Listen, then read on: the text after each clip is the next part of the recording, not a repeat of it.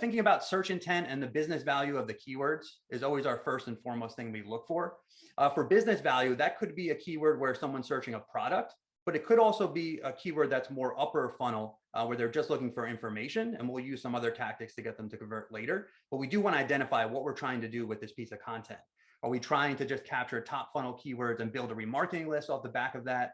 Are we trying to actually rank for, in this case, best brain supplements, a keyword that has some purchase intent behind it?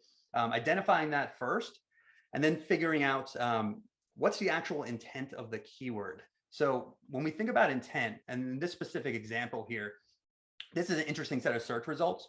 You'll see it's a pretty mixed intent. There's 2 list posts at the bottom. So 8 best brain supplements, 10 best.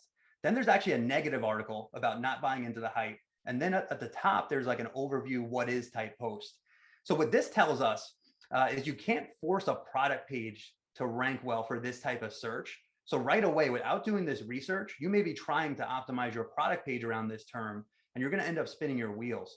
So this really is made to figure out, what do we actually need to create that has an actual chance of ranking? You can't, it's very difficult to force content to rank nowadays. That's really not the right fit. And Google is essentially telling us what they think the right fit is. So analyzing this search result is always key.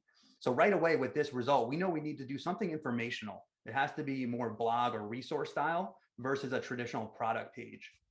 So this is where we're going to identify that. Search volume and difficulty metrics and all the standard SEO metrics, those are important. They're good to look at, but we take those as secondary after we've kind of established what the goal is and what the business value is. So again, having the right type of content is really the first step that gets skipped way too often.